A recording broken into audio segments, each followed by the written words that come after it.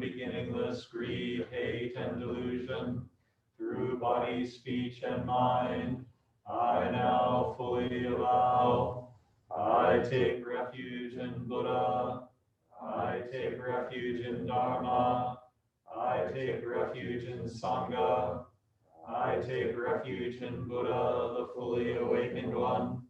I take refuge in Dharma, the compassionate teaching. I take refuge in Sangha, the harmonious community. I have completely taken refuge in Buddha. I have completely taken refuge in Dharma. I have completely taken refuge in Sangha.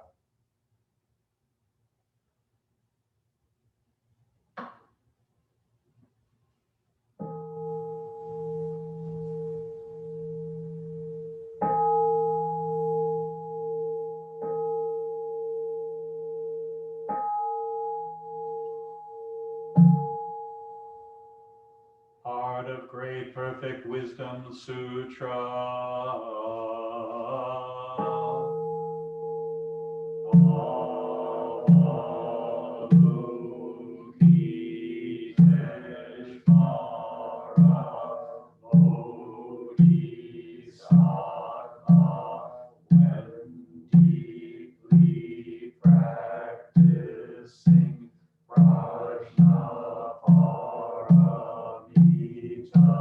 Clearly saw that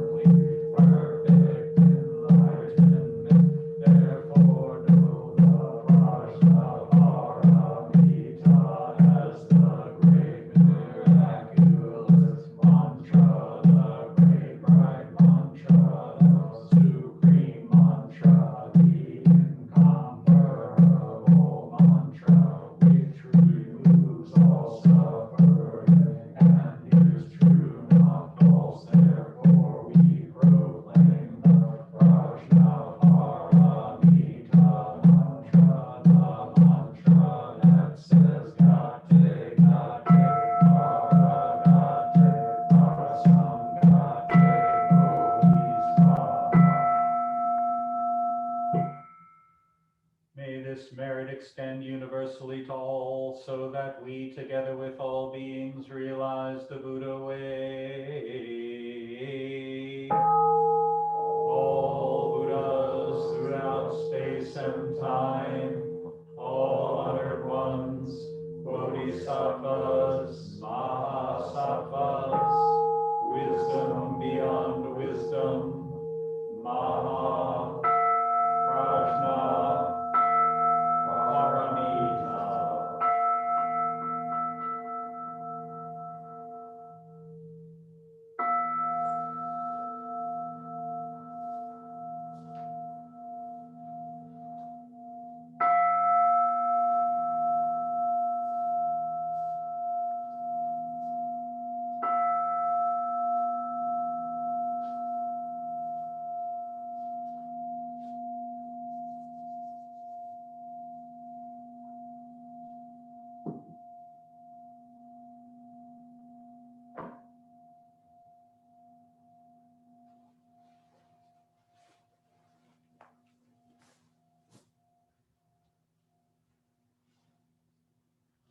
Morning.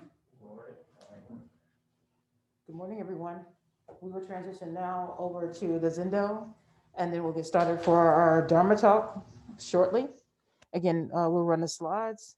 Good morning, Happy New Year, and we're looking forward to Kushin's Dharma talk and presentation. Gasho.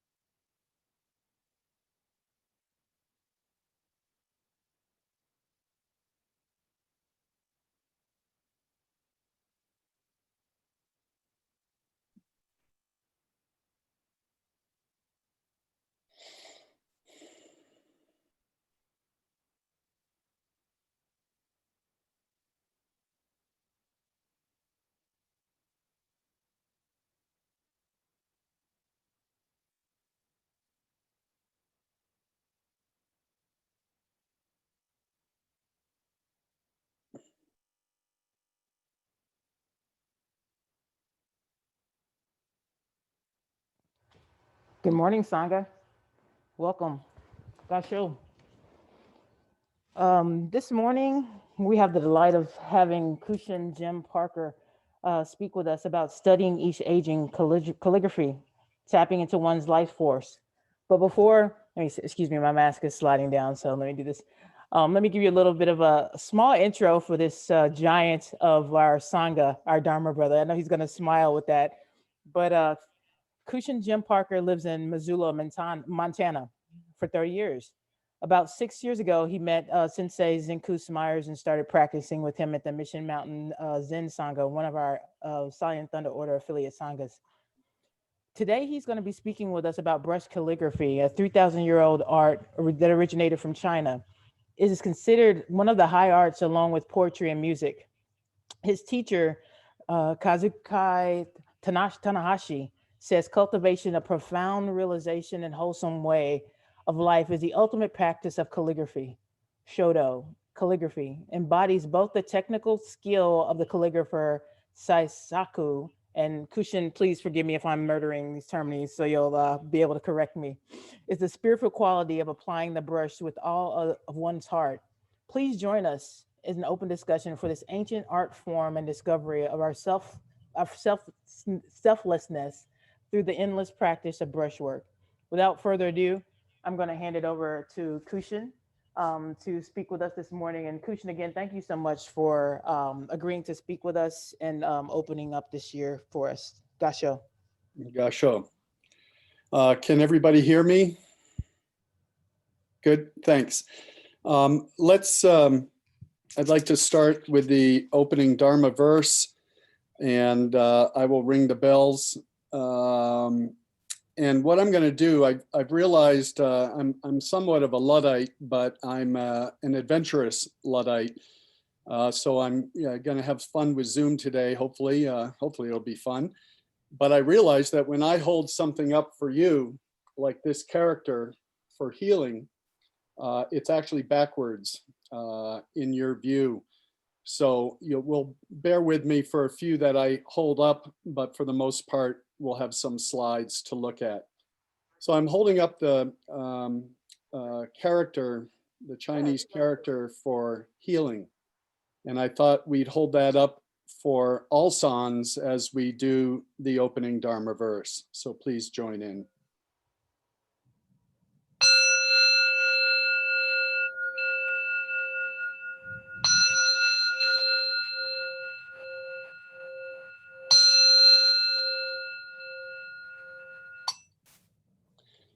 The unsurpassed, profound, and wondrous Dharma is rarely met with, even in 100,000 million kalpas. Now we can see and hear it, accept and maintain it. May we unfold the meaning of the Tathagata's truth.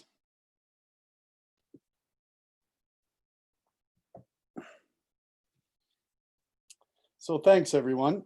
I also am at that stage in life where I need to pull glasses on and off depending on what I'm trying to read. So if you're not distracted, I'll try not to be either. Greetings and Happy New Year to everyone. And thanks to Fusatsu-san for the invitation and the Atlanta Soto Zen Center for hosting this opportunity. My name is Kushin Jim Parker.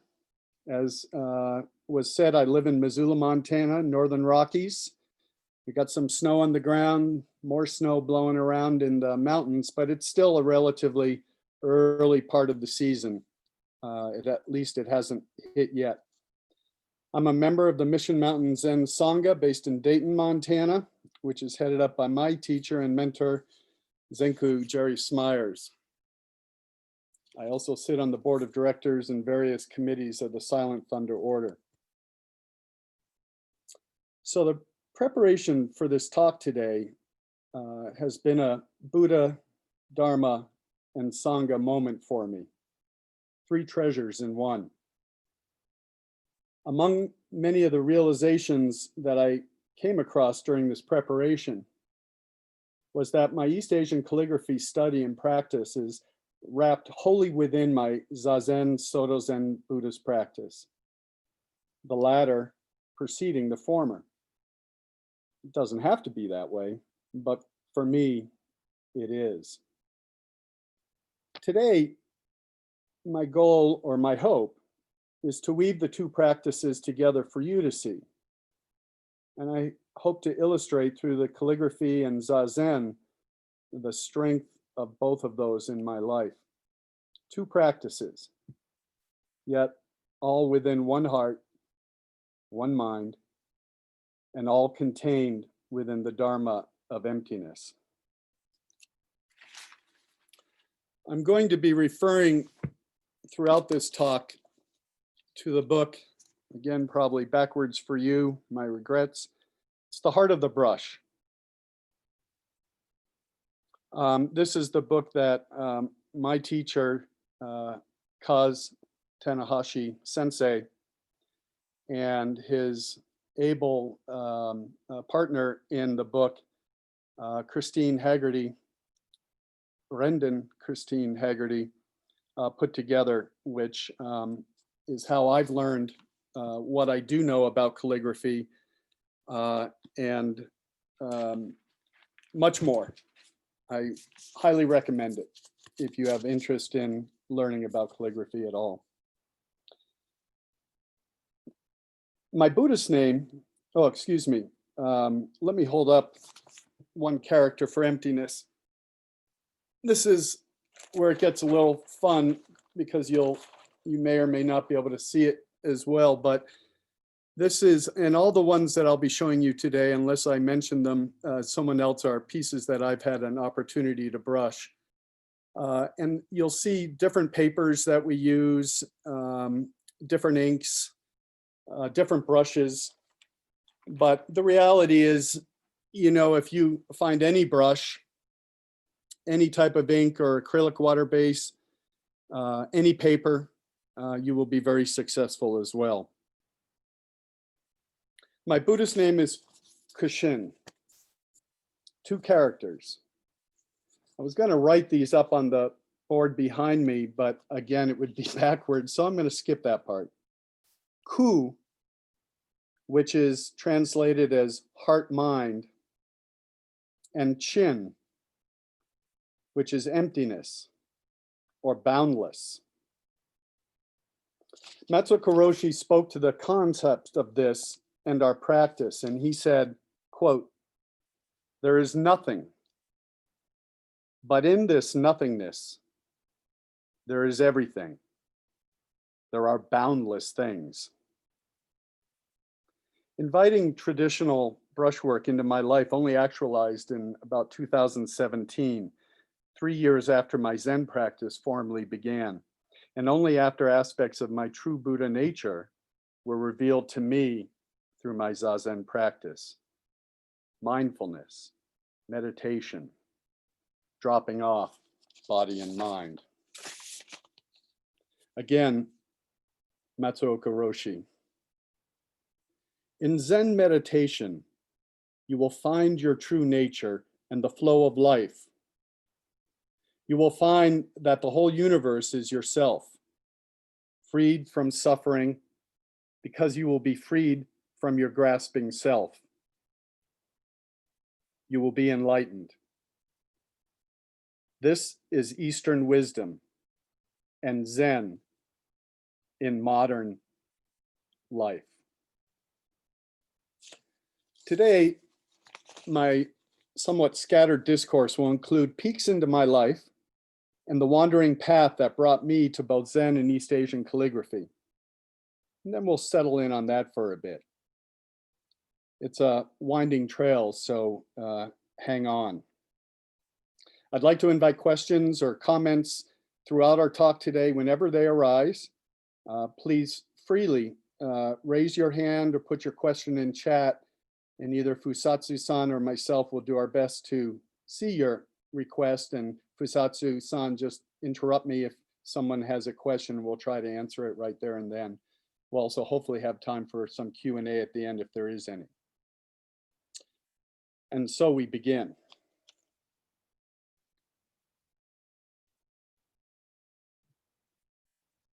I'd like to start by a demonstration. And again, as I said before, all you need is a piece of paper. This happens to be rice paper. It's a very common rice paper. There are many different grades of paper, but you don't need rice paper. I also use Sumi ink, black ink, that comes in a variety of ways. You don't have to use this. You can use anything you have. You can use acrylic, watercolor-based products, depending on how you can access them. But of course, everything can be online. And then you need brushes. There are all sorts of traditional brushes, bamboo, staffs, and different combinations of sizes to use. But again, you don't need these necessarily, but you do need something, some products. Ink, Sumi ink, comes all prepared that you shake up and pour in, or you can actually, if you wish, grind your own ink. This is an ink stick from Japan, and this is the bowl we place it in with water, and we grind it and prepare our own ink. So again, depending on your level of interest, you can go as deep as you want. What I'd just like to show you and talk through, and hopefully this will come through, is just the basics here. This is some ink that I had left over from earlier sittings. Before I brush anything, I like to get centered through a sit, time on the cushion, at least to settle myself down. What I often do, and it's something that my teacher, Kazuaki Tanahashi Sensei, shared with us, is a lot of times I'll start with just brushing an enzo. And we know the circle enzo. So I'm going to do that right now on this piece of paper behind me. It's just a regular piece of paper off a pad. We'll see how it works. I'm going to need to go backwards. This will be fun for me in order for it to look correctly in the direction that I usually flow. So the first step that we always do is condition the brush. The brush comes in many different types of materials that they use, or hairs that they use for the brush. And there are usually several different types of hairs within the brush, some stiffer, some softer.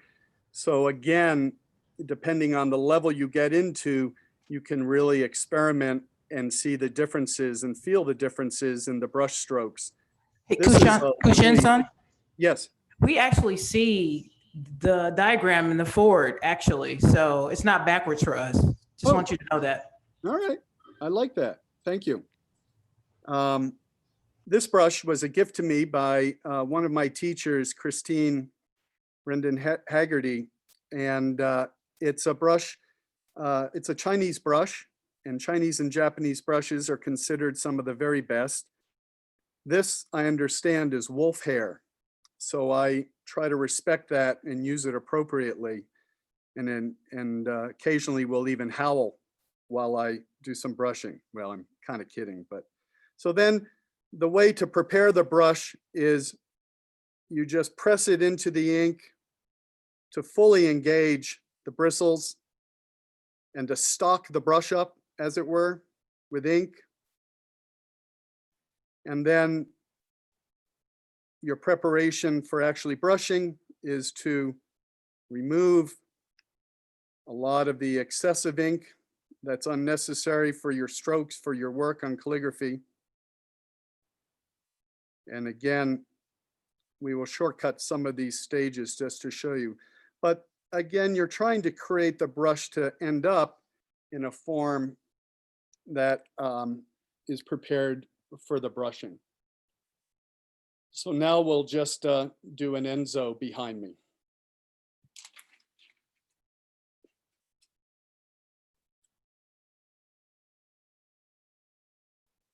Again, usually I'm drawing on something flat, so this will be fun.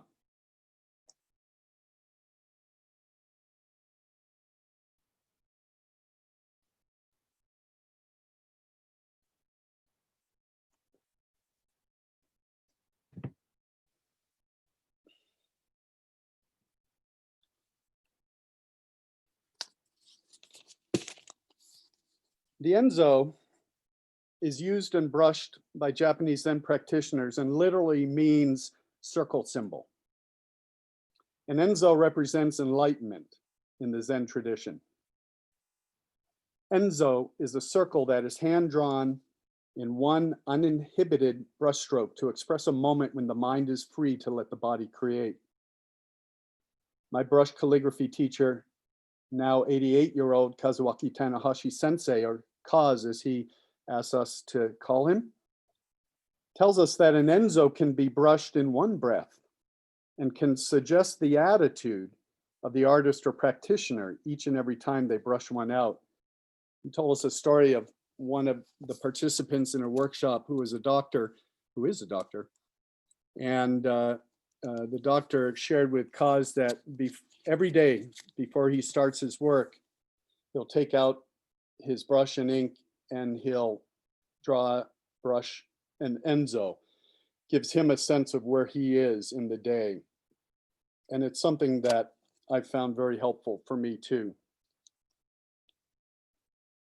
Every time Kaz brushes an Enzo, he writes miracles of every moment on it, as it is always different and always a miracle of the very moment he is in. I write one breath, great awakening on my Enzo brushwork, meaning for me that every breath can bring great awakening if we are present in the moment and paying close attention. Now I'm going to bring up our first screen share, so bear with me.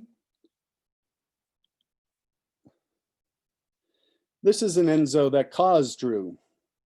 As you can see, it's multicolored. You can see some brush strokes that are just there subliminally. Kushin-san, Yeah. we can see the list of things, but we can't see the actual picture. Oh, It that's might be another unfortunate. screen you have to select. What's that? What do I have to select? It's it's on the, we see it on the right side in smaller. On this little one here. Yeah. But I brought it up. Did I do something wrong? Do I have to share the screen or something? You might have to go out and reshare the screen and pick the bigger one. Yeah, shift from Outlook to whatever tool that the image is in. So unshare Kushin and then go and select the bigger one. I don't know how to, so go back out of share, Yeah. you say? Uh-huh, Okay. yeah. And All right. now share And then go to, oh, wait a second. I see. I think I know what you mean. Hold on a second. We're getting there. Okay. Okay. I know what you're talking about. How's that? Perfect. Perfect. Okay. All right. Thank you. An extra step, but I'll try to remember that. Thank you. So anyhow, this is an Enzo that Kaz drew that I have hanging on the wall. And again, you can see how some of the brush strokes are very dominant and strong, and some are just a ghost. It's called flying white, where what we don't see is often as important as what we do see. Kushin-san, we have a question from Ungan. Yes. I take it that you can have multiple strokes around the Enzo, not just one brush stroke. Well, that's interesting, Bill. Yes, Ungan, thank you. You can. There are no rules.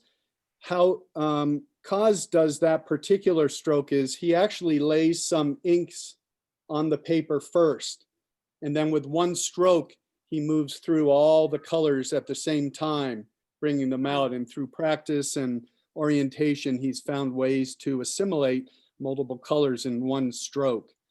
But you can, of course, do as many strokes as you want. The traditional Enzo is one stroke, one breath, and that's it. It's complete. Thank you. You bet. I'll show you one more picture here before we move on. If I think I can get this right, we'll see if I can. I'm going to move this out here.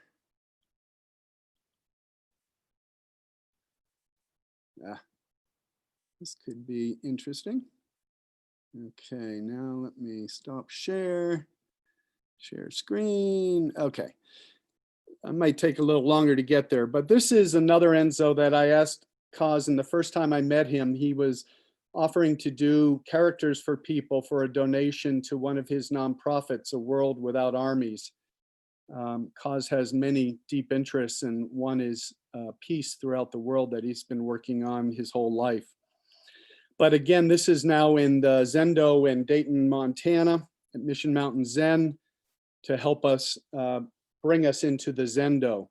And again, you can see where there's some white, and again, that marvelous brush stroke. Okay, I think I'm off shared screen for the moment. I'll close that down. I also want to show you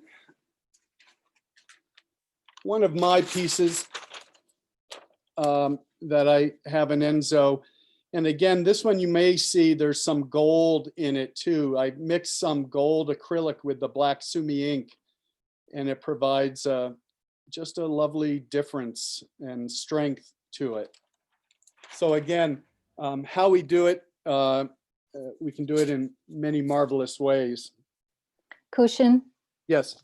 this is Mokyo. I just have a question.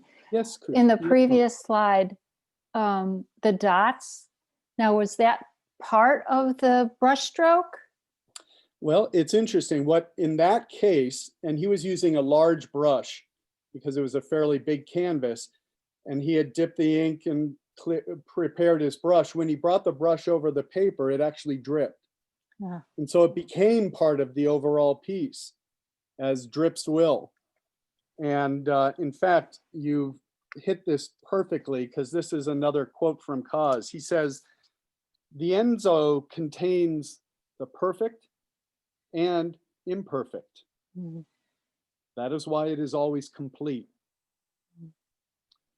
It was beautiful. Now I'd like to do a quick, let me see here, let me get up here. Okay. I'd like to do a quick history of my first 55 years on this planet, highlighting moments along the way. Hopefully we'll be able to get through some of this together. Let's see. I'm going to pull that up. Then I'm going to go back to here. Okay, now stop share.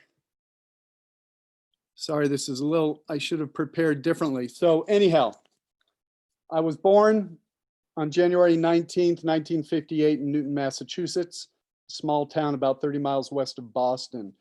And for all you math majors out there, that makes me 63 years old in a couple weeks.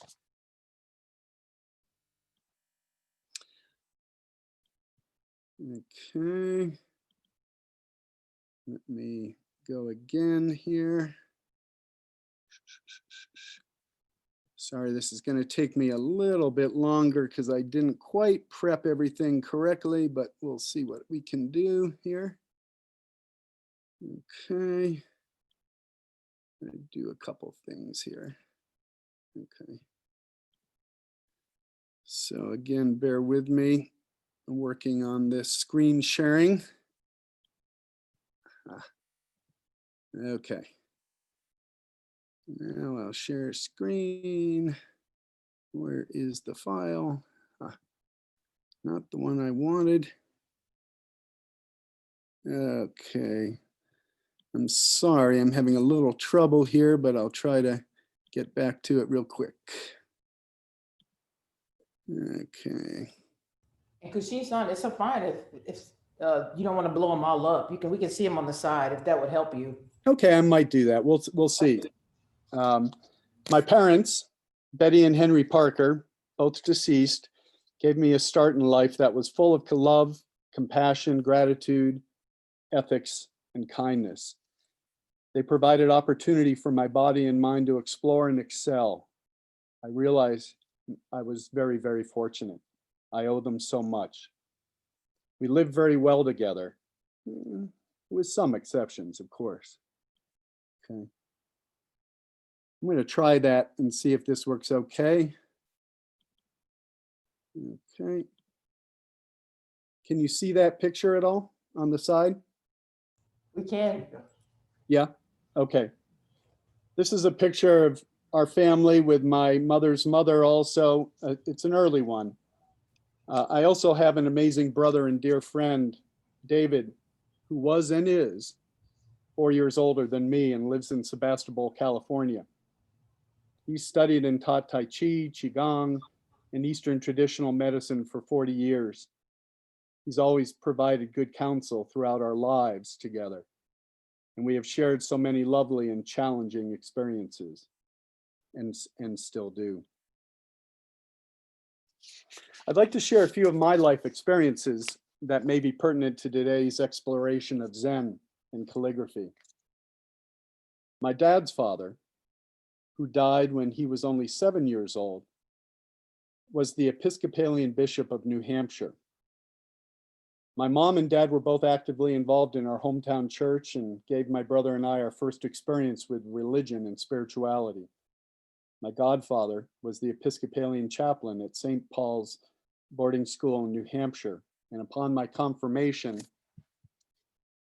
into the church, I was given the book Religions of the World, which I still have today, which gave me my first inkling of what Buddhism was. Fast forward.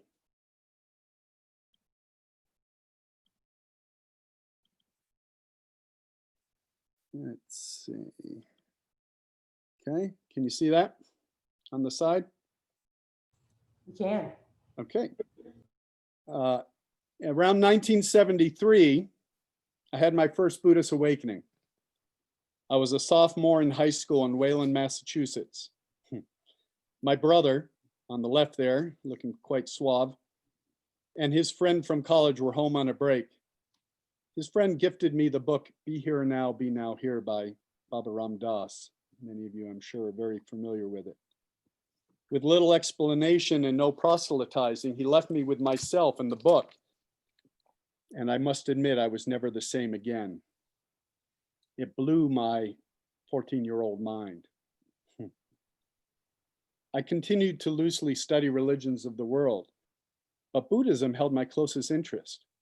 It led with compassion, reducing suffering, and doing no wrong. Well, 2 out of 3 of those wasn't bad for a teenager. Fast forward. I spent some college years at Oberlin College in Ohio and Emerson College in Boston. I studied and practiced theater, acting in particular. I dabbled in professional theater with the Boston Shakespeare Company, regional and local theater groups. And yet, when I yearned for more of the world, I moved to the mountains of Colorado for 11 years.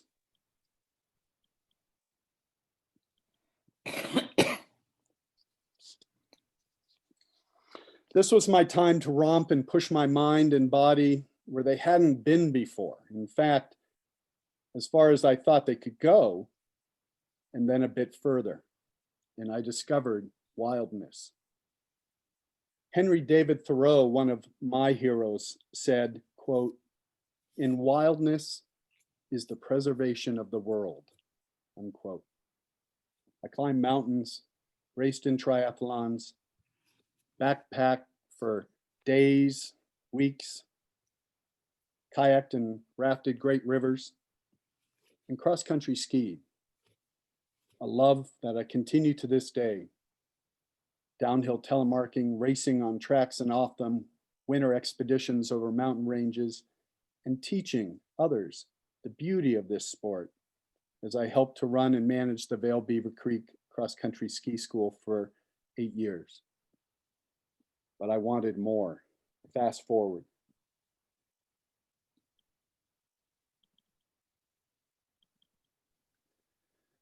I moved to Missoula, Montana, and I never left. Poet and Zen practitioner Gary Snyder says, Zen practice is a way of using your mind, living your life, and doing it with other people. So this is what I did. I finished college. I was an activist against the Gulf War. I was an organizer for low-income folks and unions. And I started with two partners, a creative firm that worked with progressive folks, nonprofits, and I managed hundreds of political and issue campaigns across the state. I still run the company, albeit in a reduced way now. I dabbled with Tibetan Buddhism and Thich Nhat Hanh groups and sat with several sanghas and spent some time with folks who were building the Garden of 1,000 Buddhas, which is located just 30 miles north of where I live and led by a Tibetan Rinpoche. But none were true fits for me. The years passed. I also engaged in two activities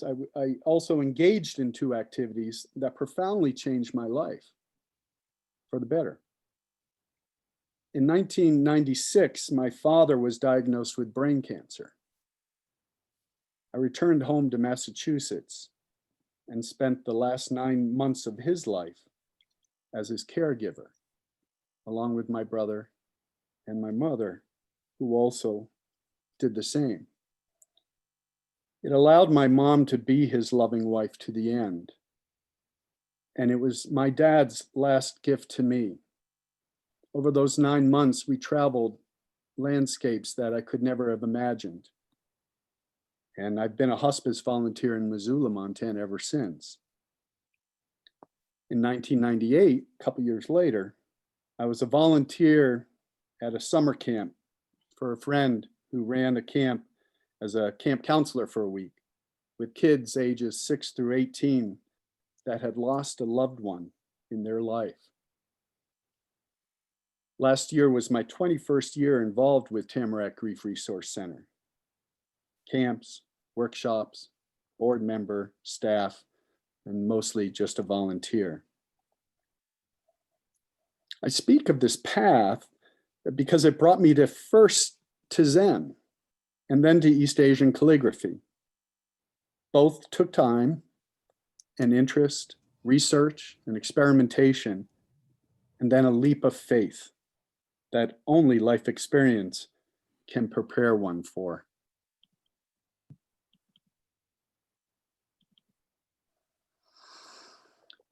This is a piece, this is the character in the middle, is the character for breakthrough. And then with Western calligraphy on either side.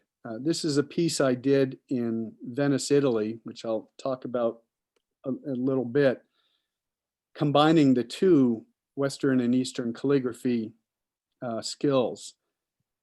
Kind of looks like what I did in second grade on yellow lined paper, to be honest. The characters, I hadn't done much Western calligraphy before. It's not as easy as it sounds it should be. Kushin-san, Kushin-san, Yes. do me a favor, see if you can like make that column bigger, because I think your picture can be a little bit bigger on the right. Okay, I'll see if I can do that. Go to your right. Yeah. Then that line in between the name of the picture and the picture, yeah, slide it over. Yeah, there. I was trying to see if it could be bigger. Is that there better? You go. Better, yeah, perfect. Okay, all right, thank you. Appreciate the heads up. Like I say, we're working through this together, so I appreciate it. Again, Matsuro Kuroshi's words.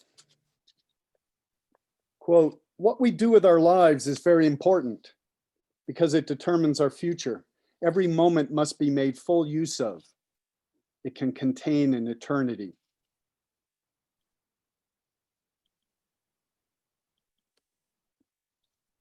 So this is a picture of Jerry Smyers, Zenku Sensei, and myself on our trip to Japan, which we'll talk about in a bit.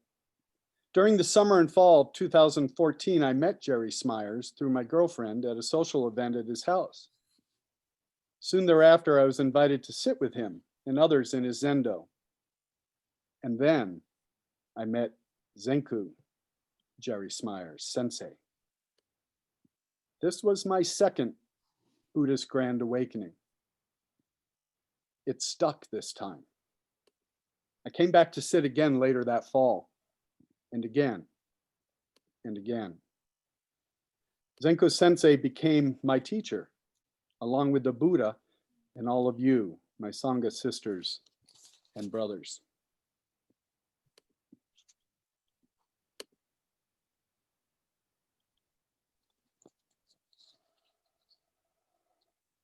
In the spring of 2015, I received Jukai, and in October headed to Japan for 3 weeks with Sensu Zenku, Abbot Elliston, and 3 other pilgrims, members of the Silent Thunder Order, to retrace the path of Matsuko Roshi's life before coming to America for his desire to spread Zen to Westerners.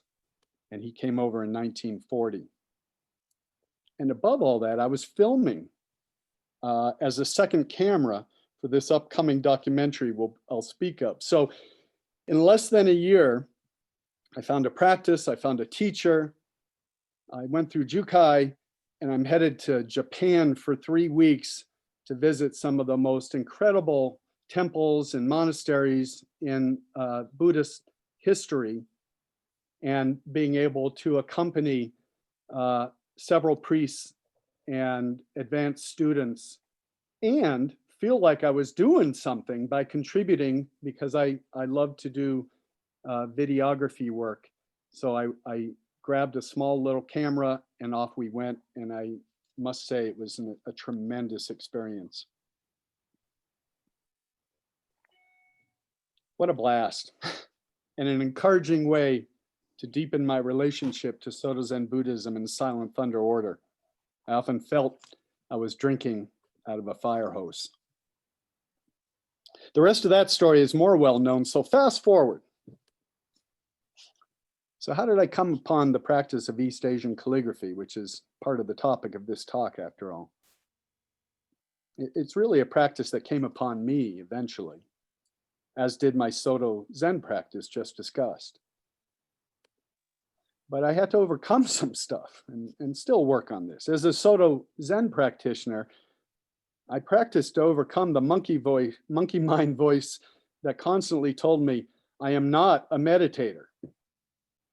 And then as a new calligrapher, I practiced to overcome my monkey mind voice saying, I am not an artist. Learning how to drop the body and mind, to follow the brush, or in Zazen, to just sit, was certainly one of my first and continuing challenges, both in brush calligraphy and in my practice of Zazen. Munshin Nanette Overly, a modern day Buddhist, and I believe at Paya Center, she says, quote, samsara is the world confused by our grasping. Without grasping, samsara and nirvana are the same. So I'll now move us a little more down the line, and in brief and without completion, speak both to the origins of East Asian calligraphy and how my personal practice of the way influenced my own brushwork path and continues to this day. Let's see. This should be okay. This is my brushwork for practice of the way. It's 2 characters in formal script and using both black sumi ink and that gold acrylic out of a tube such as this mixed together. I'll begin with an overview.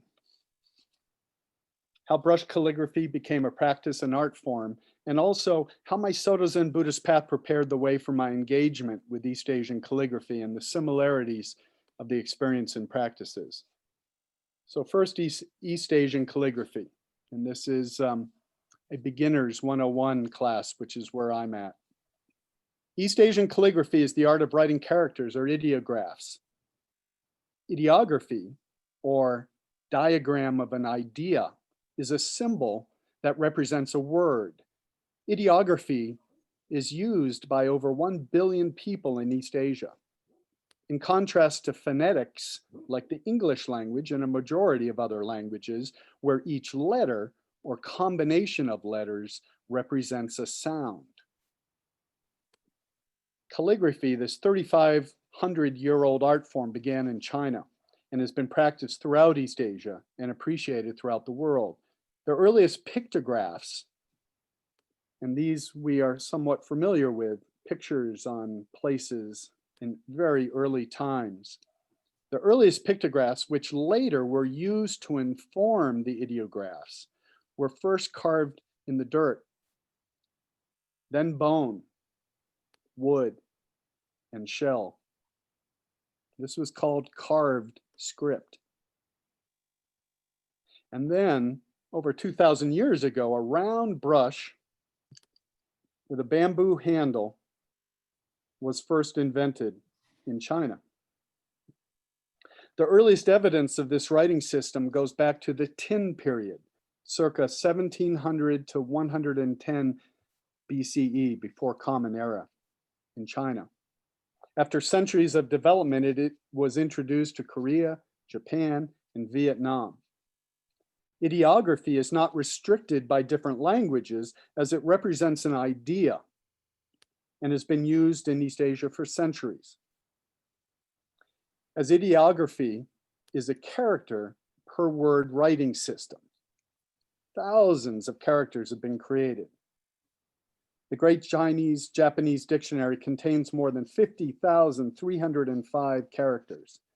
In Japan, children are required to learn more than 1,800 characters by the end of their high school education. The Japanese developed a phonetic language called kana in the 9th century. And it's not unusual in Japan to see a mixture of the two today. Each ideograph, as you've seen and will see, has its own unique shape. The number of strokes for each ideograph ranges from 1 to 33. And it took hundreds of years for ideographs to develop in China. And each ideograph, as we'll talk a little bit about, each stroke has a very particular order that you move each stroke in, 1, 2, 3, 4, 5, etc. And so each character is built the same way. And how we practice learning these characters through the heart of the brush, which we'll discuss, is to copy great masters' works, great Chinese masters' works, which are sort of the template for different characters. But there's all sorts of online access to dictionaries and ways to view characters in so many different forms. It's mind-boggling. So let's talk for a minute, and we'll see if you can even see this, but periods of calligraphy. Does that come up? Can you see that at all? You can, it's just a little small. You might want to make that one, blow that one up, and then share it, Kushin. Okay. See if I can do that.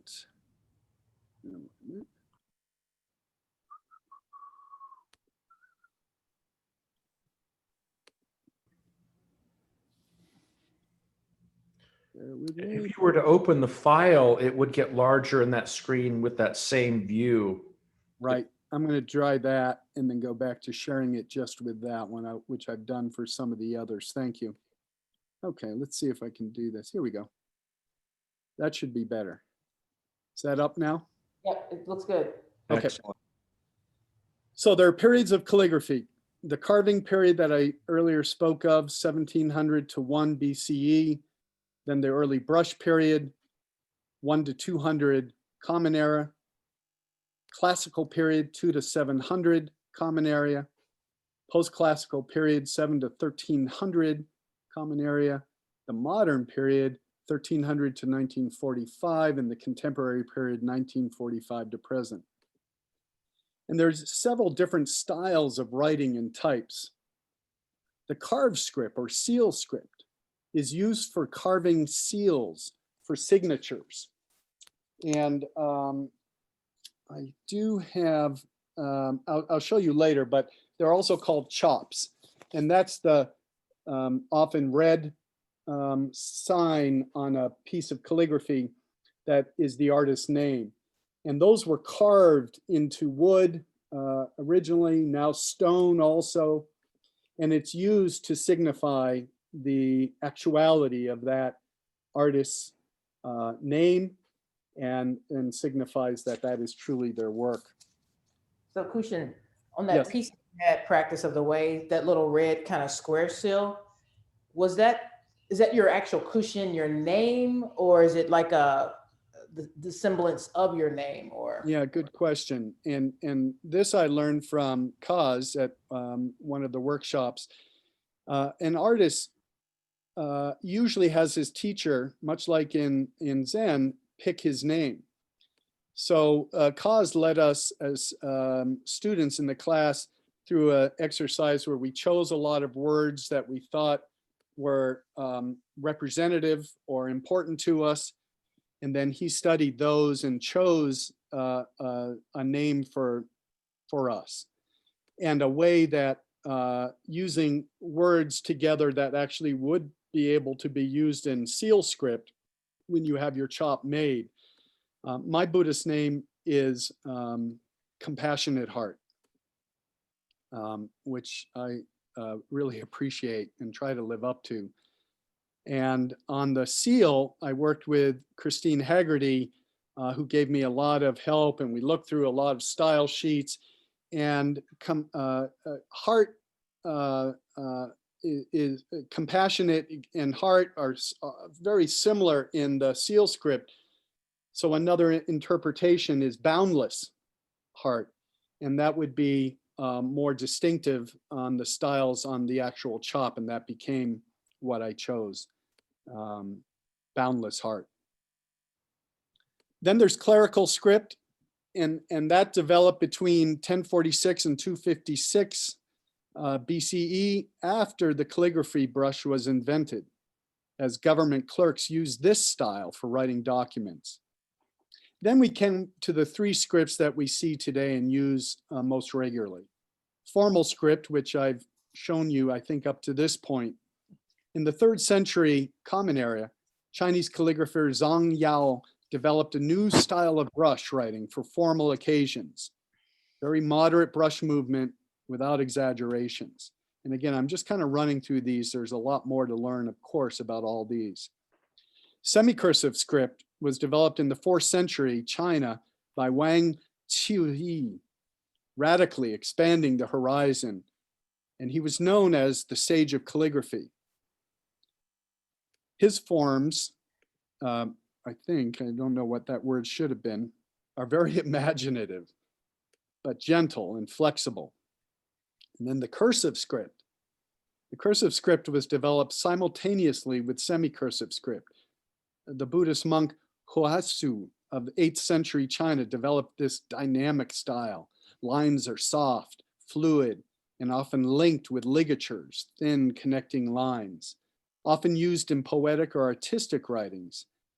They did evolve from the formal script, and sometimes you can actually see the comparative way that they grew into what they became. But those traces are often hard to see. And nowadays, very few people can actually read cursive script. And then let me drop out of here. Again, going back to the heart of the brush, what Chris and Kaz did was to show us styles of each of the 3 scripts. So if you go over here, this top example, and each one of these is based on a master calligrapher from China. This is the formal script. This is the semi-cursive script. And then down here is the cursive script. And then he shows the stroke order for the formal script, 1, 2, 3. And there's a lot more information about where this particular character came from, what its other meanings are. So this book carries hundreds of examples of brushwork and characters and the history of those Chinese masters that originally did it. And we sit with this book and we practice. Kushin? Yes. Yeah, on the bottom on the book too, it also has the seal script. Ah, yes, thanks, Chris. Chris, one of my teachers, and has been very kind to me over the years and very patient with me. But anyhow, there's just a treasure chest of fascinating comments and pieces in these books. So most of what I'm telling you today, I learned through Kaz's and Chris's book and a few others. Calligraphy is an art form or practice. Yamoka Tashu from the Meiji era, 1868 to 1912, was known for his statement that swordsmanship, kendo, zen, zendo, and calligraphy, shodo, are identical in their aspiration to the state of no mind. Known in Japanese as mushin, it is a state beyond thoughts, emotions, and expectations. To attain a state of mind free from mental and emotional attachments, to let go of the ego self.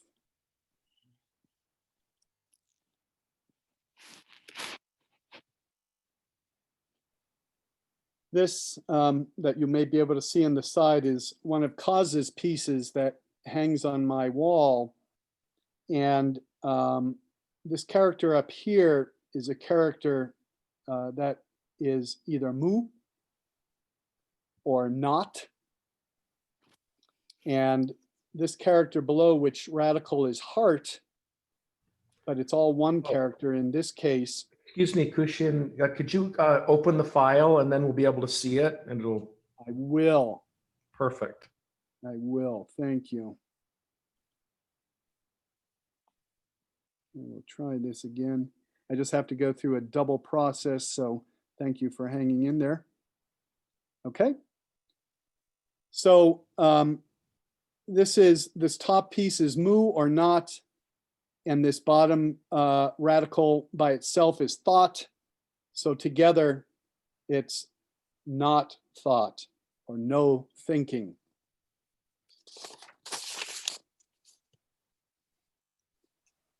I hate to be a stickler here, but the bottom character is heart mind. Right, which also, at least in your book, suggests that it can also be thought. Secondary definition. Right, absolutely. Sticklers are okay. Thank you. Kushin, can you pull Yes. that figure back up for us? Just for a second, I'll see something. I'm sorry, say that again. Can you pull the last figure you had up? Okay. Yes. You see the arrow at the very bottom of the screen, right next to the date? Keep Of going. the bottom, oh, of the actual screen I'm on? Yeah, you see keep at the bottom left probably. You see where it says December? I don't, Okay, sorry. no, that's okay. I was trying to see if you could just arrow forward to the next image without having to go out of that picture. Oh, I can't quite, let me see, maybe if I close this box a little, I can't quite see that you're talking about, but let me see if I can. Oh, yeah. There you go, right Uh-huh. there. Hit that button for me. It doesn't seem to do anything. Okay, all right. Kushin, Yes. did he use the same paint for both characters, or did he put the heart mind in black? It's actually purple ink or acrylic. And I'm not sure, Chris. I didn't ask cause. I just was so taken by it that Oh, so he didn't do that on the spot. no, that was one from his studio. Okay. Okay. From Master Dogen's, I'll continue just to try to get us through this, but thank you. From Master Dogen's Fascicle Genju Koan, in actualizing the fundamental point, we remember a very common quote.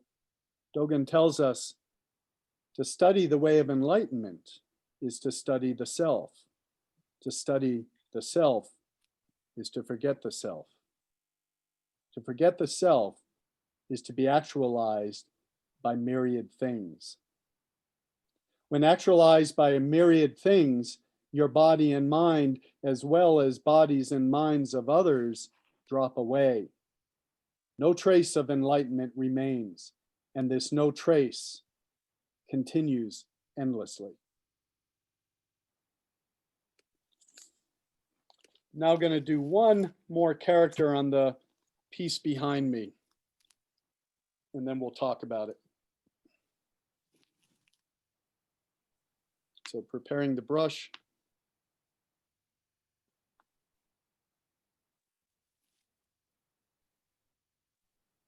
My wolf brush should howl.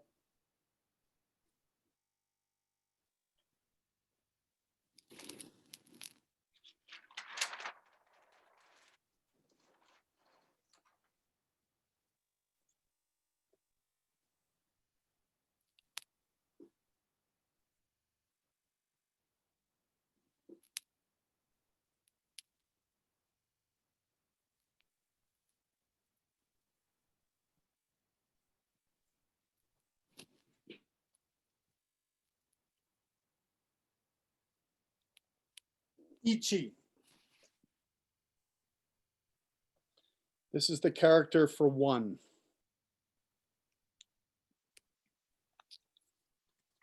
The challenge, we're told that this is one of the most difficult characters to write in brushstroke because it appears to be so simple. And yet it truly isn't. And I've got a couple stories on that. The interesting part of Ichi, and you may be able to see this, the one character, it starts with each stroke has three parts to it: beginning, middle, and end. And as Kaz likes to remind us, 3 chances to smile. And the one is no different. It starts with what we call a dewdrop, dropping into the paper. The middle is a horizontal line, and all horizontal lines in calligraphy are drawn from the left to the right with a slight upward tilt, often with a little arch in them. And then at the end, we have another dewdrop. That is the finish of the stroke. So every stroke needs to begin, it has a middle, and it has an ending. And there are different beginnings and different endings. The other piece that I just want to illustrate through this is the brush movement, which is super important to every stroke, and it's different for every stroke. And I have this dotted line like Kaz shows us. It's the imaginary line of where the brush is moving before it lands to form the first dewdrop. And as you'll hear later out of Kaz himself, slow is beautiful. And it comes across and then ends with another dewdrop, and then we come off the paper. And these are just examples of dewdrops, and we practice them over and over and over and over and over and over and over and over. And he told us a story about a very famous woman calligrapher, Fabienne Verdier, who's a French woman. And when she was 16 or 17, she went to China by herself. She wanted to find a teacher to teach her how to do brush calligraphy. Very unheard of in the 60s when she was there as a young woman by herself in China seeking a teacher, and many turned her down. She got pretty sick, but she persevered and eventually found a teacher, a master that would agree to teach her. And so she came to the workshop. I may be embellishing a little bit, but very excited. And the master looked to her and said, "The only character I want you to brush is the character for one, Ichi. And you cannot draw any other, you cannot brush any other character for 1 year." And he left. And so part of what we do is repetition. And this is just a suggestion of repetition. But the story goes, she did this one character for an entire year and then came back, and then the teacher acknowledged her and began teaching her calligraphy. So there are some differences in the ways we might produce our work, but this is all in that time is not the essential aspect here, but the study is. I have one more picture to show you real quick of a one that's pretty amazing. Another one of Cause's piece. If it comes up. Oh, I didn't. Let me try again.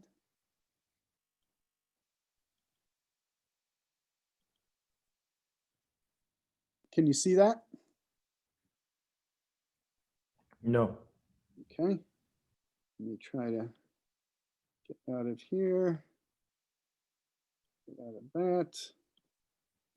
And get out of that. That doesn't seem to want to go down. Interesting. Well, I'm not sure what's going on right now, other than I seem to be.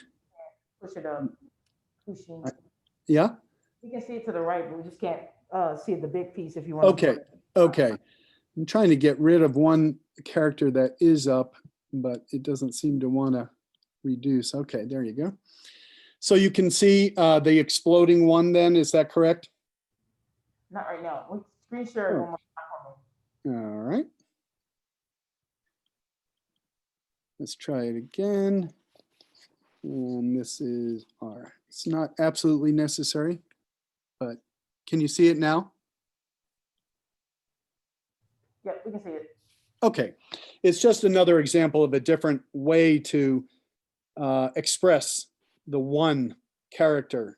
And this is, I call it exploding one of Cause's pieces. So now keep moving. Thank you so much for your patience. In a similar fashion to Buddhism, I'd been interested in East Asian calligraphy, but stayed interested at a distance. It didn't present to me and I didn't seek it beyond the thought. It remained with me, but separate from me. And as I see it now, I hadn't found my way to the practice. My first East Asian calligraphy workshop was in the fall of 2017 in an old one-story granary hall on a hillside in Forestville, California, coincidentally about 20 minutes from where my brother lives. I'd searched to find this or any opportunity. And what I found is that there aren't very many masters of calligraphy that are teaching, perhaps beyond their own students, if them. But I found this workshop and I saw that Christine Haggerty was hosting it and was bringing Kaz Sensei to be our teacher. And I went with butterflies in my stomach, I must say, and continually hearing in my mind, I am not an artist. And I felt a bit out of place. I was far from home. I knew no one in the room, but I at least had intent and resolve. And when we began our 2-day workshop with a short meditation, my inner obstacles began to melt. And Kaz reminds us, quote, As soon as you accept the accidental effects, they are no longer accidents. They are necessity, the part of yourself that you could not expect or design beforehand. Thus, the realm of your creativity grows wider.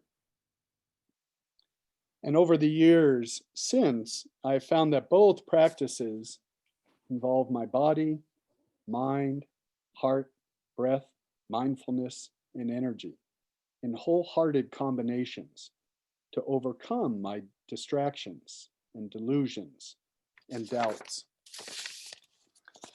I find it also involves faith, faith in the practice, not the outcome.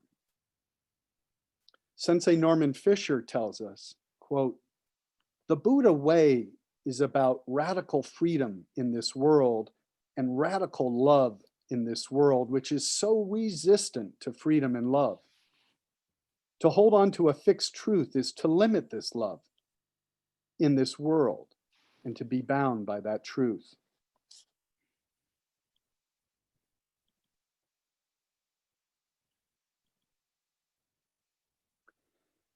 The picture you see on the side there is the character for love. It was a gift I brushed at one of the workshops for my girlfriend and hangs on her wall. And again, I want to remind everybody I'm just a novice at this. I bring beginner's mind to this talk and my practice, but I've had an amazing opportunity and access to my teachers, Master Calligrapher Kaz Tanahashi Sensei and Rendon Chris Haggerty, who have both embraced me, supported me, and given me a great opportunity. My brushwork, my Zazen practice, and my life have all expanded.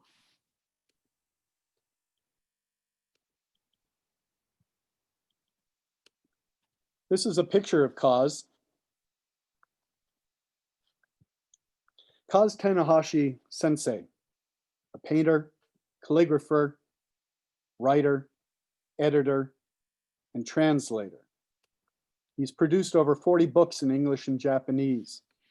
He's a Buddhist scholar and translator, a Dogen specialist, a Soto Zen practitioner, and peace activist. He was born in Japan in 1933, where he received his early training and has been living in the United States since 1977. Now, 88 years young, he remains fully engaged in his life and work and practice. He is truly a treasure for us all. His website, if you want to learn a little more about him and what he's done in his life, is www.brushmind.net. brushmind.net. The fall workshop, Zen Brush Workshop, is organized by Christine Haggerty, who's been doing this with Kaz, I think, close to 20 years now. And although we have her right in the room, as it turns out, this is a picture of Chris when we were at the workshop in Venice in 2019. Chris, as you can see, perhaps or perhaps not, but she's a Westerner, grew up in California, but is internationally renowned East Asian calligrapher artist and has partnered on Kaz and workshops around the world for 20 plus years. And her website is zenbrush.net, zenbrush.net. And I'm very grateful to both of them. So when I got to this workshop in 2017, my natural instinct is to pitch in, help out, do stuff, lift barges, move tables, whatever needs to happen, which I did when I got there. It was also a way for me to feel a little less concerned about not knowing anybody and not really understanding stuff. So as a result, I was invited to have dinner with Chris and Kaz during the evening between the 2 days, which was, you know, a thrill, an honor, and quite overwhelming because it was just the three of us. And Chris and Kaz are just wonderful, genuine, loving people, but I was in the presence of, in my mind, I'm not an artist. What am I doing here? I don't know what's going on. And about halfway through the dinner, Chris turns to me and says, okay, you have a private audience with a Dogen expert. What's your question? Ah, wake up, Kushin, hurry. And I did come forth with something about what Dogen might say or do for getting young people interested in Buddhism at this time. And Kaz was very kind to respond very honestly and authentically. But I must say, I was just, all those butterflies rose right back up and off I was again. But it was fun. And we've really grown to get to know each other. In the workshops, as you'll see, Kaz does some very special things for the students. He actually guides our hands. And we're holding the brush, we're in position, and when there's a character or a stroke that's particularly difficult, we come up to his desk and he does this, and he will hold hundreds of hands during a workshop. And he tells you just to relax, and he guides our hands so we start to feel how the brush enters the paper, how it presses and sometimes lifts up in others, how it sweeps off or finishes a stroke. It's extraordinary. I've never done anything like it, and it was something indeed. There's something very special about Kaz, this man, this teacher, this bodhisattva. I knew it was only the beginning. I needed to know more. I wanted more, and I wanted to share this experience with others, but not knowing quite yet what that meant.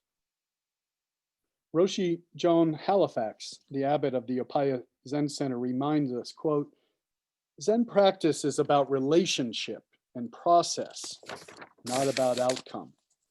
So at that first workshop, I was befriended by Chris and Kaz, and I pitched in to help. And now when I go to workshops, I actually get to help support them both and do whatever needs to be done to help execute the workshops to be so welcoming to all the students that are there. I've continued workshop, and I also bring my video camera. And so for 3 years now, at least twice a year, I've been given full access by Kaz and Chris and the students who sign off forms saying it's okay to just film what's going on in these workshops, both while I'm participating, but with intention now to build a video, a documentary of Kaz as a master calligrapher. And so many films have been done about Kaz in his life as a peace activist, as an artist, as a Dogen scholar. But as far as I've seen, nothing about him as a master teacher, which is again very rare and so dear. So I'm trying to do as much as I can to gather footage. There are few teachers of Kaz's ability, if any, that teach publicly to beginners and advanced students alike. And until COVID hit, Kaz had been traveling the world giving workshops, presenting his artwork in galleries, lecturing about Dogen, and so much more. Kaz is a treasure, and I'm trying to document that gift he shares so openly. And another quote from Kaz, quote, all lines start with a single point, but a fully focused brush movement follows it to create form and expression. So stay tuned for that video sometime after current video documentary project I'm assisting you may have heard about, a documentary of our lineage founder, Soyu Matsuoka Roshi. So each spring I attend the annual week-long East Asian Calligraphy Intensive. Participants come from around the world and many gifted artists and practitioners. So what I'd like to do is show you a very quick video that I put together that Chris and Kaz asked me to do for a teaser for the intensive. And let's see if I can pull this up so you can see it. I will do, I'll tell you what I'm going to do. Now, is that full screen for you or is it also on the side? On the side, so you have to pull that one up and then. Yep, I'm going to do that.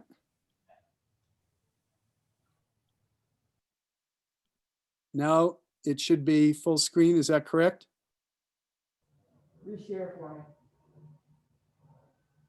Is that, can you see it moving back and forth? No, you have to reshare your screen. Okay. All right, hold on a second. So I'm going to share. Oh, I got to put the computer sound. Haha, I remembered. Okay. Oops. Cancel that. That should be it. Do you see it now? Here we go.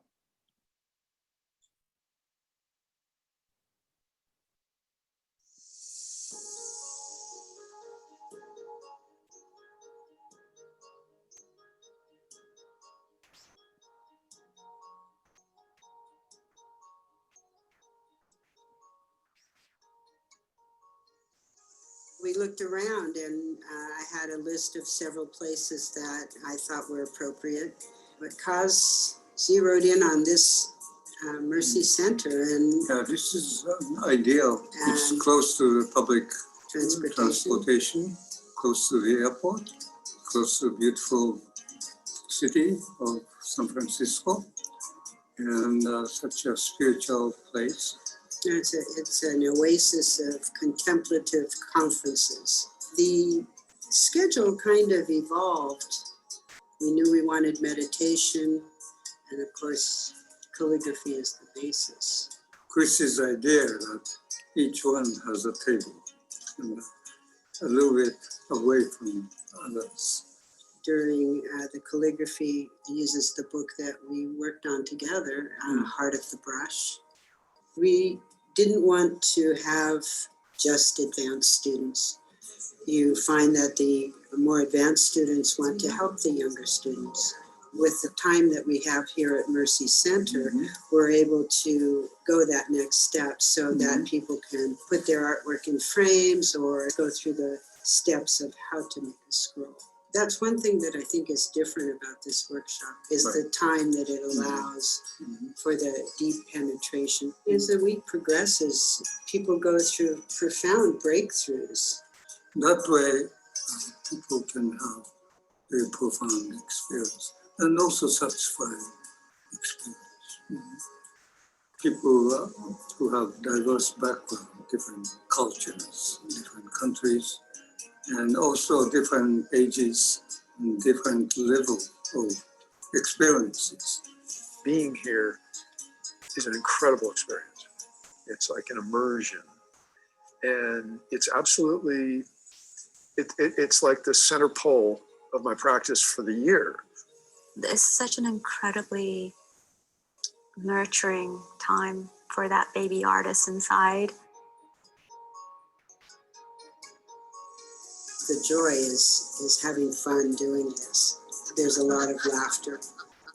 I think the important thing is really people enjoy the process, slowing down, and then enjoy each moment more fully. Slow is beautiful. I regard myself as a student of calligraphy, and I'm facing great ancient Chinese masters. I'm trying to learn more from all of these great masters. So even if I hold maybe 50 people's hand and doing the same exercise, making a close study of ancient ideograph, each time I learn more.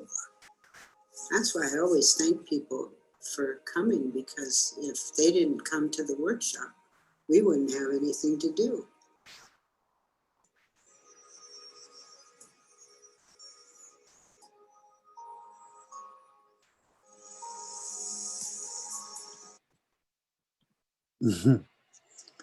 So my most recent workshop was in March, the March Intensive in 2020. And as we gathered, guess what? COVID hit. I brought my high-end video camera that time and equipment for my final interviews with Kaz and others, and shots in the studio.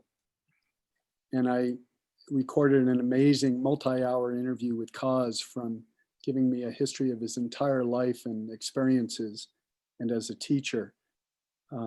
It was really just amazing. So Kaz continues his work and art unabated by the pandemic in his Berkeley studio at his home, isolated. We talk occasionally, and I'm gearing up for more workshops in 2021 when safe. So some final words. Roshi Kwang says, quote, "Zen in everyday life is nothing other than the aliveness we bring to each moment. Our practice is truly everything we encounter in our life. When you rake the ground also rakes you. The ground tells you where and how to rake. You become the activity, and this activity has no beginning and no end. This is how it is done. This is truly being time." I find that my journey with Zazen and East Asian calligraphy are, as we all know, inseparable, non-dualistic. My path includes both, one encouraging the other, both using the same vehicle, me. I found both practices begin with intent and faith, grow with enthusiasm and practice, and deepen with knowledge and experience. Kaz says, quote, "A painting works only on the edge of not working. Then what is ungraspable comes near.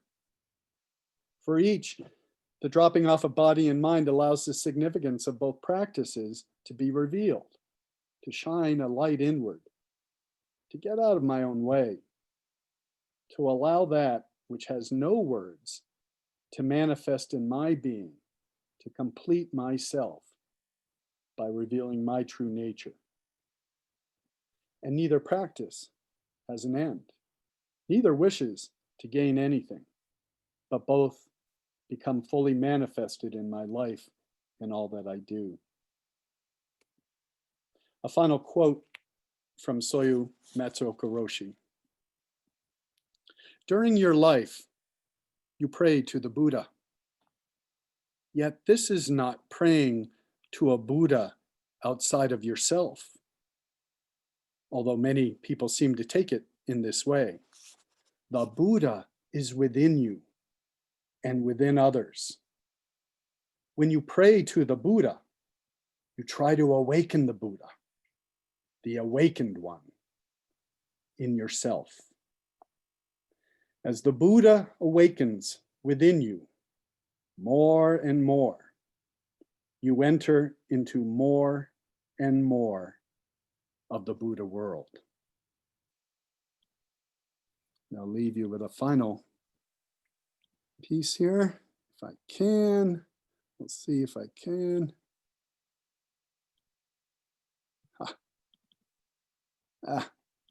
Well, I'm not going to leave you with the final piece for some. Oh, I see. Yes, I can. So this final piece that you see on the side is Awakened One. And this is the formal script. It's done with black sumi ink and gold. And with that, I will say thank you so much for your time and patience. Gasho.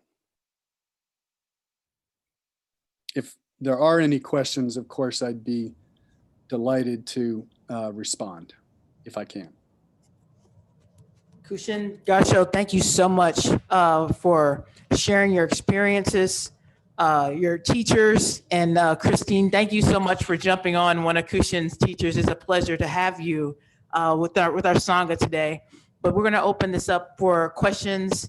Again, I know we're a little bit overpast, but you know, this has been such a great presentation and of your path, Kushin. So thank you so much. So for folks that will want to have questions, please just either turn your cameras on or don't, or pull yourself off of mute, and Kushin is willing to take questions And I'm sure if Christine as well, if she's on as well, we can't not like take advantage of this opportunity while she's on as well. So please just take yourselves off of mute and ask away. Again. I've got to run, Kushin. Thank you very much for the presentation. I really enjoyed it. Sure.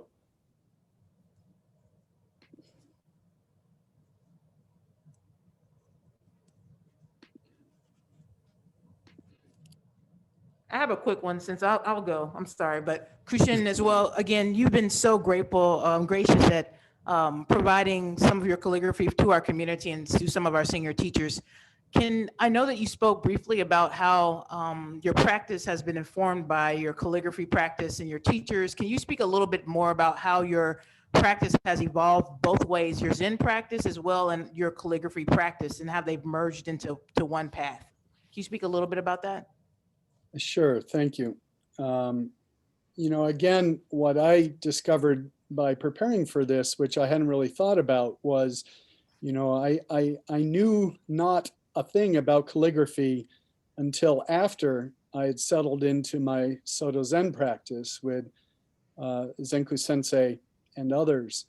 So what I realized for me, and it was, I'd always had this wandering interest about calligraphy. It was fascinating. I'm a kind of visual guy, and it's a visual art, if you will.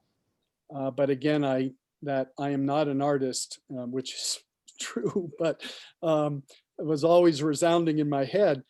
But at some point during my Zen practice, it became apparent that I needed to reach out beyond what I already had as ways to practice. And so when I found this teachers, and that it was based in, if you will, in Soto Zen, both being practitioners, I just said, my teacher Zenku has told me, dive in, try to look to see where you're diving if you can, if you have a sense, or at least be safe, but dive in. So anyhow, I took a leap of faith and I went, and super accomplished folks, but again, there's no ego needed. Do not apply. Come in and express yourself where you are at. And that's what I find in my practice and in calligraphy. It's a gauge, whether you sit on your cushion or whether I come up to my table and pick up a brush and ink, you find out where you are. And it's okay. And as Kaz often tells us, celebrate the disasters, celebrate the mistakes. Why not? And so we do. And again, there are so many subtle aspects to what really informs a true calligrapher. And again, I am just a young pup in this game, and happy to be so. And I'm learning from those around me, both contemporary with Kaz and Chris, and also through the great masters, much like we learn our Soto Zen lineage and practice through our ancestors that came before us, our teachers, our guiding lights. So I find it just to be so similar. And it takes the pressure off being successful, being good, finishing. It's just ongoing. And the more it's ongoing, the more and deeper you get a sense of your own self. Gotcha. Mokyo. Hello, everyone. I just want to thank you so much. This was delightful. It was so informative, and you really took us on your journey. And I also want to thank you for documenting Kaz, because I think that is so important. It was a wonderful video, and I know that there's many more. I have seen him at Upaya, not in person, but on Zoom, and his many faceted self. I saw him do a calligraphy. It looked like a huge mop and on the floor. And it's just so inspiring. And And thank you for telling me that you're not an artist, because I have that in my head also, but I'm so intrigued. So, and I also want to thank you for describing how he became your teacher. You got your teachers, because that's, that tells me a lot. So anyway, just gasho. Thank you. And for those of you that may have more practical interest in this, Falmouth Soto Zen Center, Mokyo and Sengaku Sensei have invited me to come on the 26th of January. You can check out on the STO website, or Atlanta Soto Zen or Falmouth, to do a little hands-on workshop. We're going to try to do Zoom calligraphy together for an hour or so, and it should be a lot of fun. And you can show up with any brush, any ink, acrylic, watercolor, whatever. We'll have some fun. So thank you for that, Mokyo.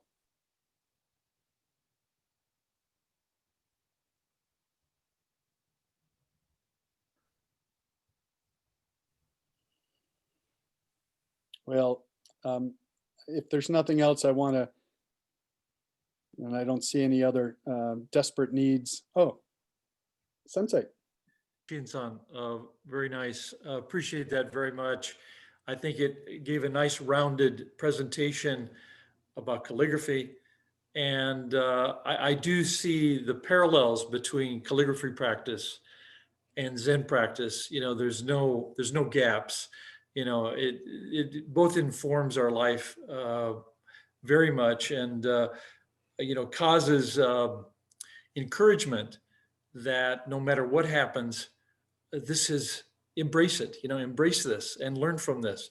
I think it's wonderful, wonderful. You know, it's the every day is a fortunate day idea, you know, and so embrace your life. And I think calligraphy gives a framework for doing that, just as Zazen gives us a framework to really appreciate and enjoy and actualize our life. So very nice. Thank you very much.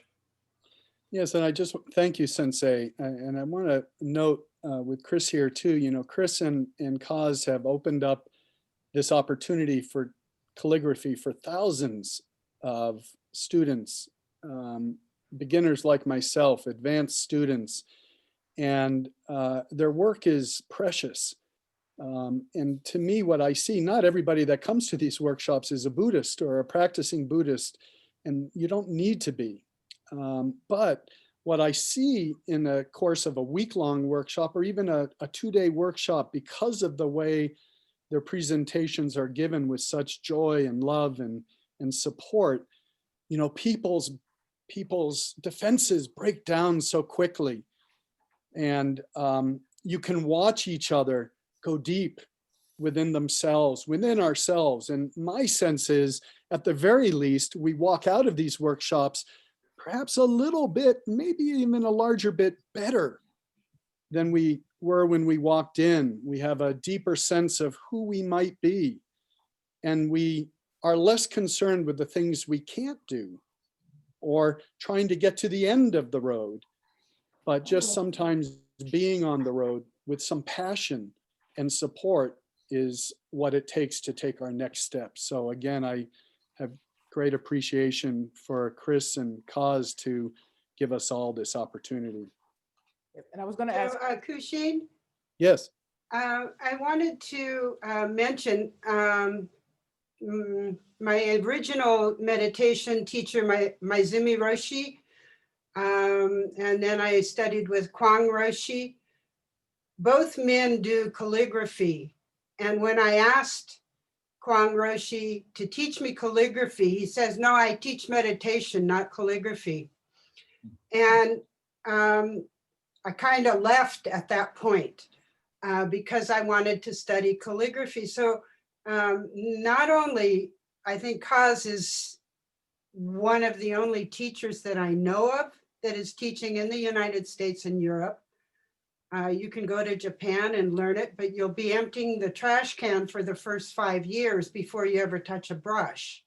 So when I realized this over 20 years ago, that this man was extraordinary, that's when I started doing the workshops. And so I just wanted to thank you for really amplifying who this person is, as you've done over the years with your videography and your participation. So thank you so much.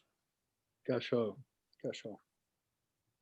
And Kristen, thank you for allowing, again, the lineage you and Kaz have is flowing through our Dharma brother Kushin, and we get benefit of that. So we are so grateful that you continue to support and do the work, because it's the lineage as it grows. So we are so grateful that y'all continue to do the work. So thank you so much.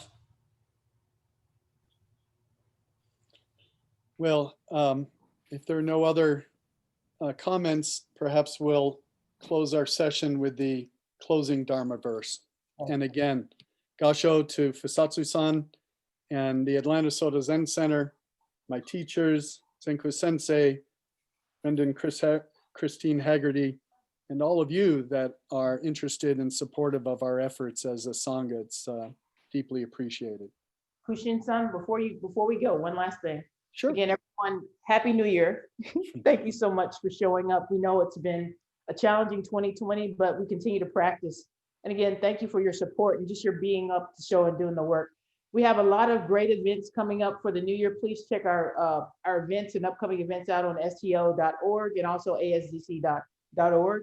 And again, we are supported by you showing up and supported by your practice. So again, thank you so much for continuing to support our organizations. And as well as you can see, Kushin-san's practice emanates as well. So Gasho, everyone, have a great week.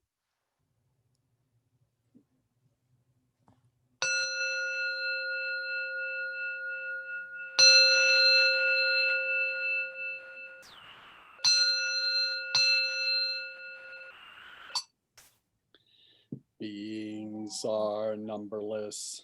I vow to free them. Delusions are inexhaustible. I vow to end them. Dharma gates are boundless. I vow to enter them. The Buddha way is unsurpassable. I vow to realize it. Beings are numberless. I vow to free them. Delusions are inexhaustible. I vow to end them. Dharma gates are boundless. I vow to enter them. The Buddha way is unsurpassable. I vow to realize it. Beings are numberless. I vow to free them. Delusions are inexhaustible. I vow to end them. Dharma gates are boundless. I vow to enter them. The Buddha way is unsurpassable. I vow to realize it. Gasho, everyone. Happy New Year. Happy New Be Year. well. Stay safe. Thanks again, Kushin, for Happy New Year. Thank you.